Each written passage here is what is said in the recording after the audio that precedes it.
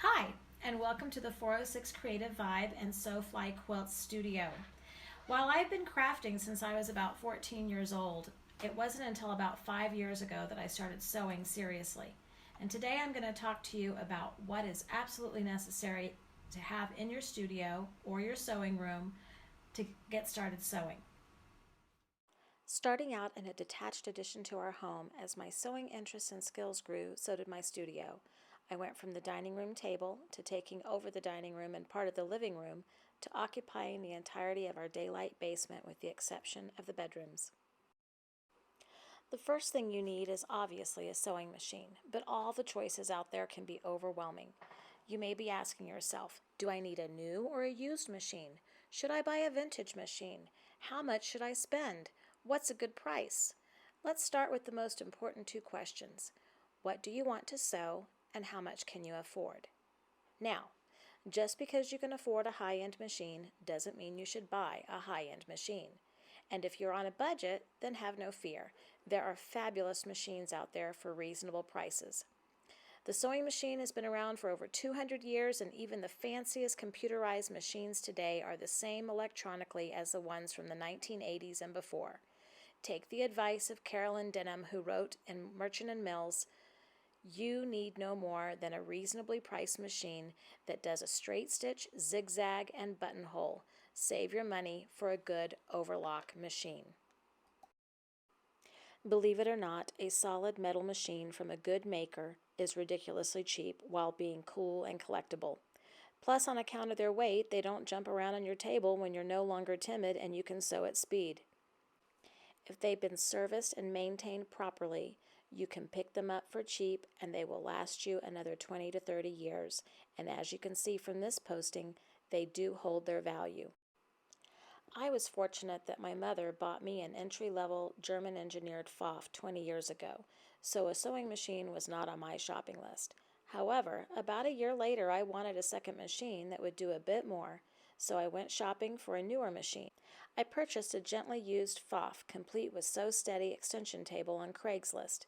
This machine new was upwards of $3,000 and I paid $800. Although I like to say it cost me $78 because my husband flipped $78 worth of vintage estate sale finds to make the $800 to purchase this machine. My husband is a genius at finding things on Craigslist, and he found me this vintage, lightly used, all-metal Pfaff for $150, and now it's my favorite machine. It's so sturdy and sews so beautifully that this last year I made over 10,000 masks on this machine.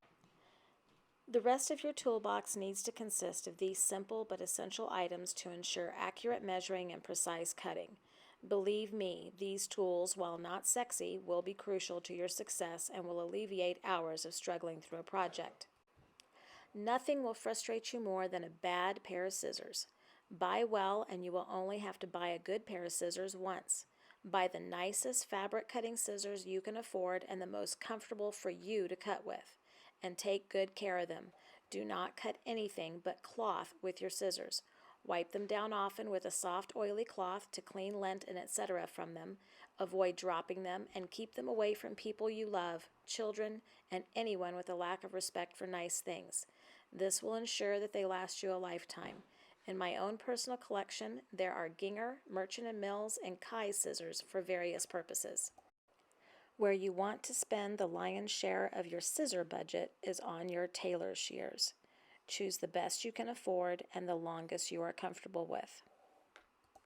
You will need at least one pair of what they call wide bow scissors for snipping threads, trimming, and grading seams.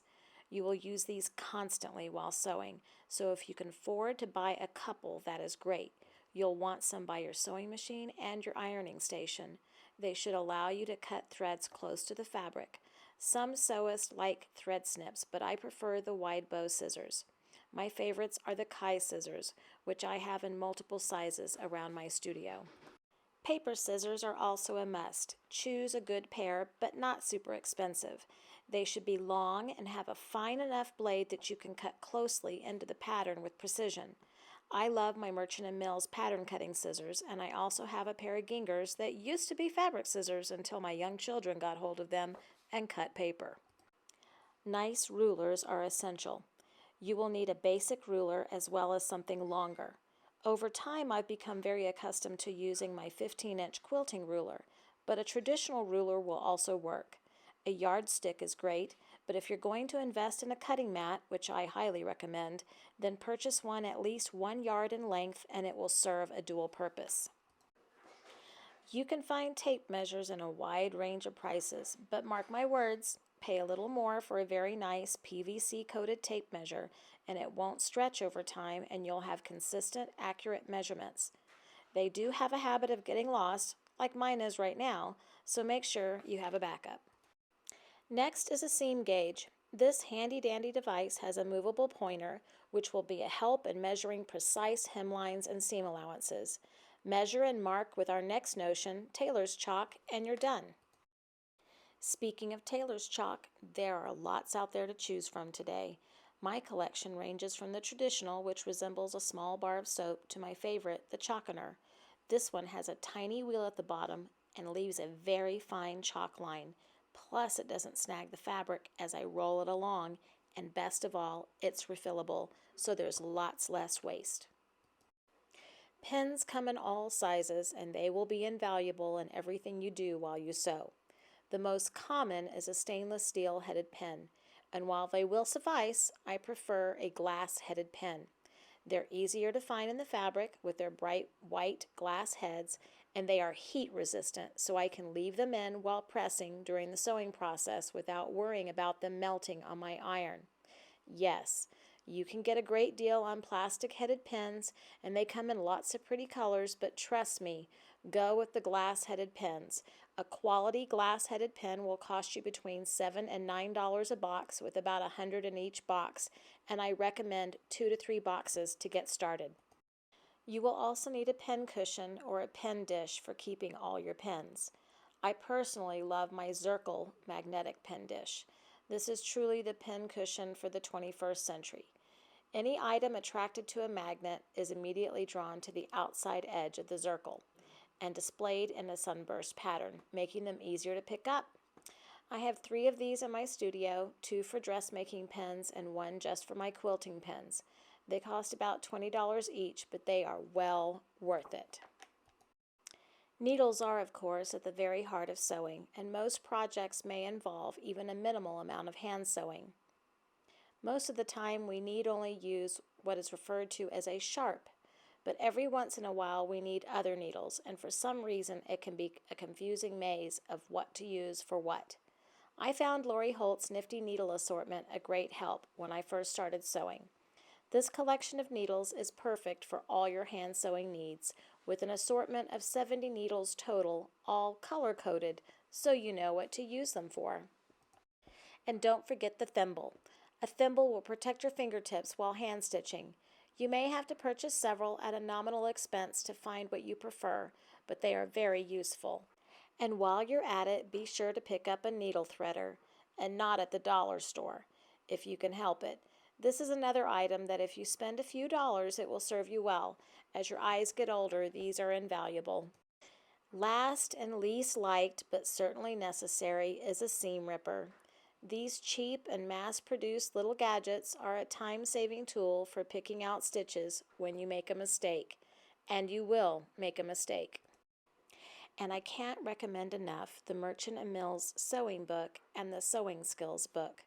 These are the books that my husband gave me that sent me down the rabbit hole that I've been down for the last 5 years sewing. These books have been invaluable to me.